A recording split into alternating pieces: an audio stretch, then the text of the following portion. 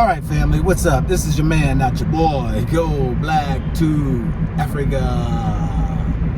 I am here with my beautiful young sister here who is showing me around Botswana.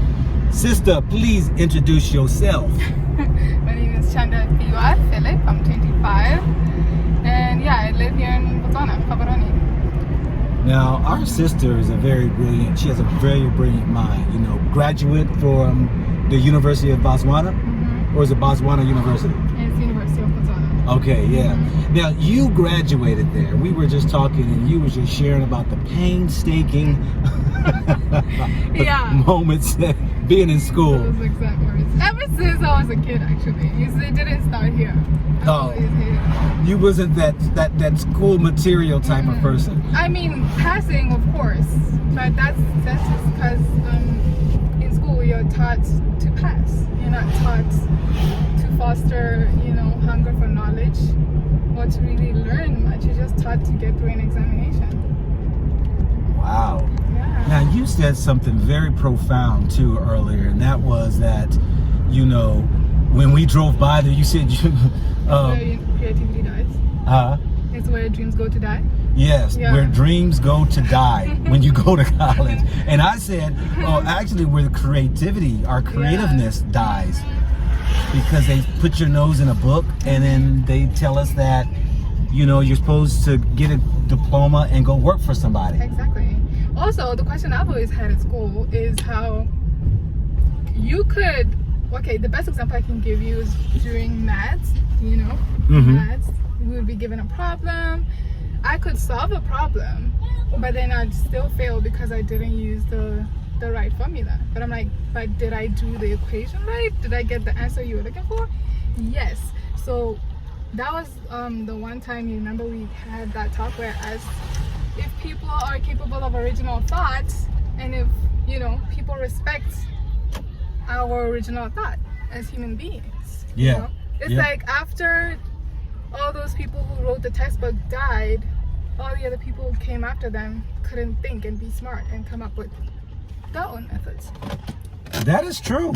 Because where they want us to believe that their people came up with these philosophies, these mythologies, or these different ways of coming to reasoning and stuff. But when we use our minds and we say, okay, hey, I got the same answer, but I took a total different... How about we do it this way? Yeah. And then they're like, nah. This way right here. Exactly. And you're forced, and that's what steals your dreams, as you say, and I say your creativity. Exactly. Wow. And I feel like knowledge as well, because I've always been I've always wanted to know how things work and why. Always wanted to learn more. But then when you go to class, they're like, no, just read this chapter and this one, because that's going to be in the exam. And nobody's really fostering, Yeah. And so your 4 years you were there. And you said every time you drive by the university, you sweat. I still get sweaty and anxiety. And my hands, they get cold. That is, wow. It left that impact, or had that impact on your life. I hate it, yeah. I guess because, here's the funny thing is that it's surrounded by walls and gates. Almost like a prison system. It's like a whole society of its own. You go in there, you can spend months without coming out, I promise you, because it's like a society that has its own way of life, and it's so constraining. Parents don't realize when they send their kids off to school and stuff, they're actually going to receive back a total different person. Exactly. Yeah. Because I say education is indoctrination. And all it is indoctrinating you to believe how this Western education is, to be able to have you start to think, behave, and act like they do. Yeah. And what exactly are we learning is the question. Like, why and what? How is this gonna prepare me for life? How is this gonna serve me? How is this practical? How is this something that I can use? Because right now I'm out of school, but the skills and things that I'm using to live day to day are not what I went to. Which you went to 4 years. 4 years of my entire life. Wow. Not at all. And even in the office for the profession, because I'm a social worker, most of it you learn a lot from actual experience than like 4 years of school and theory. Theory is important. We learn a lot about different theories and different perspectives of solving psychological problems and economic problems like that. But like 70% of what's gonna really be important is the practical stuff. Practical, most definitely. Yes, most definitely. And so 4 years, you got your degree, you're not working within that profession. No. You are actually working into media, filming, and all that, which you are actually utilizing the creativity within yourself, of course, to be able to paint a picture through a lens or what have you. And I'm also learning via online and master classes and stuff like that, because I'm learning my way now, you know, the way that serves me, the way that, you know, doesn't kill my creativity but fosters it. But fosters it. Wow. And so now, to what level or what degree are you in this film industry? What are you doing within it? Writing scripts and directing. Writing scripts and directing. And some of like production management.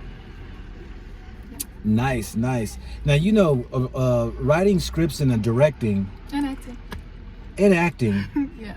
Actually has that powerful impact on the minds of people. Yes, definitely. Definitely. You know, the belief system views and all this other stuff that people fall into, media has a strong impact. So much, yeah.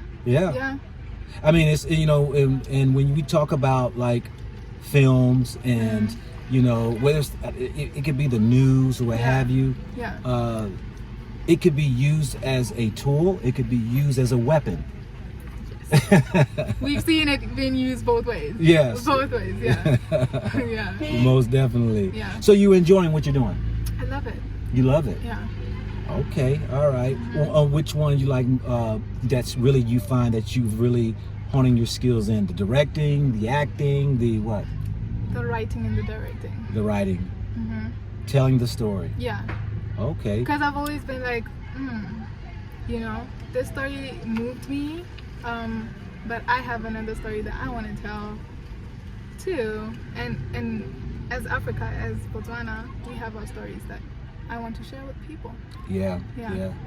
Now, you know, I shared with you that I did a video about the whole controversial thing with Steve Harvey that had an impact really within your profession or what you're doing. Yeah.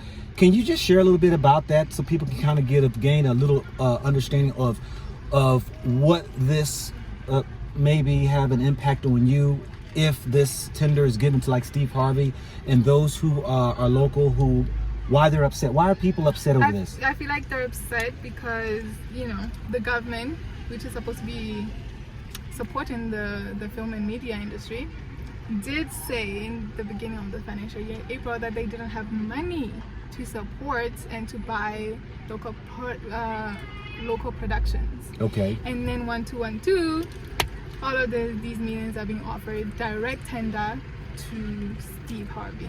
And the producers are upset because they've had content and material just waiting. They've been submitting it to BTV and the local TV, but they've been getting no's. So they're kind of threatened by the prospect of having Steve Harvey here, because they're like, why can he do that we cannot do?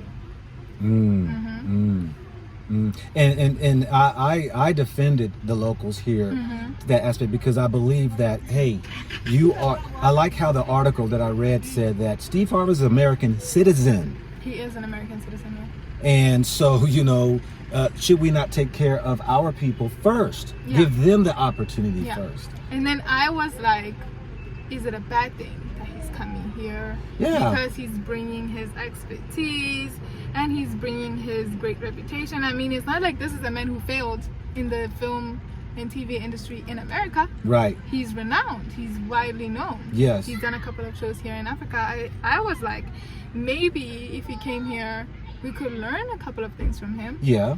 And ride on his name and have our content being spread throughout the world, as opposed to just in Botswana and South Africa. Which could be a good thing. It definitely could be a good thing if his heart is right to be able to come in and keep it, you know, within the Botswana's community, Yeah. because sometimes, you know, there are those who come in and they want to bring their friends and cronies Exactly. and give No, them if he's position gonna jobs. come with his whole staff, Yeah. come on, you're not gonna employ any of the locals. Right. Then that's a bit demeaning. And I thought that because the article said that for him to not to give any comment, I just thought that would have been an opportunity for him to share what his ideas may what his be. plans are. His plans are, yeah. I thought that would have been a great I've opportunity been for him to. waiting. They said that he shouldn't comment. I've been waiting for him to comment. Yeah, that's what the article said, is that he was advised not to comment. No, okay. And to me, if he's his own man, his own boss, he would be like, no, let me put the people at rest. Exactly. Because he's coming here to work. Are you going to come here and work in this hostile environment? Yes. Because I've already It's not said gonna be conducive.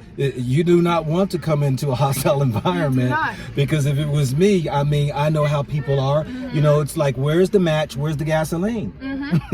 Yeah. I'm just being real. It's like, yeah. hey, because it's not for us. He really should put the minds of the citizens at rest, if at all his intentions are to come and take, to agree to the tender, because he hasn't even agreed to it yet. If Steve Harvey gets to watch this segment right here, this point right here, you just heard from one of those who are in the media industry, who she, have been affected in some way, some form, because of this decision. But everything's been put on hold now. But we have to feel the hearts and feel the pulse of the locals to see how they're affected by these different decisions. Yeah. So hopefully this gets in the eyes and the ears of him. Yeah, or his people. His people, But if Steve is his own man, he should say something. he should say something. Clarify He should say the situation something. to us, yeah. The sad. Because it's shady now if you're not gonna. Well, people always profess being their own man, own woman, but see, when your hand is still being, your pockets are still being filled by those who still control you, they tell you to shut up and don't say a word. You do. And then you do. To show that really you're in cahoots or something. I'm not even a rich man, and I enjoy working by myself, working for myself. Excuse me. Yeah. And I'm a businessman. I have businesses. It feels great to wake up in the morning and nobody can control me to tell me to shut up. Exactly. You go out to get your money. Yeah. So that's the advantage sometimes when you are your own boss. So yeah. But my sister, he's his own boss. we're gonna come back with many videos up here today, maybe a couple more videos with my sister. She's showing me around this beautiful city of Hagaboni. I can never say it right. Habaroni. I mess that up all the time. And so we'll be back, and this is just a taste of how our beautiful citizens here in Botswana are. We'll be back.